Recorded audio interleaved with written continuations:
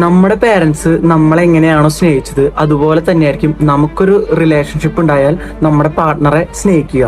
ഇത് റൊമാൻസ് അല്ല, സയൻസ് ആണ്. അറ്റാച്ച്മെന്റ് തിയറി, ബന്ധങ്ങൾ രൂപപ്പെടുന്ന രീതി. രണ്ടുപേർ തമ്മിലുള്ള അടുപ്പം, കണക്ഷൻ ഒരുമിച്ചുള്ളപ്പോൾ സുരക്ഷിതത്വം തോന്നുകയും എന്നാൽ അകന്നിരിക്കുമ്പോൾ ഒറ്റപ്പെടലും അനുഭവിക്കപ്പെടുകയും ചെയ്യുന്നു. 1930 ലണ്ടനിൽ ജോൺ എന്ന് പറയുന്ന ഒരു സൈക്കോ അനാലിസിസ് ഒരു സ്റ്റഡി നടത്തുകയുണ്ടായി.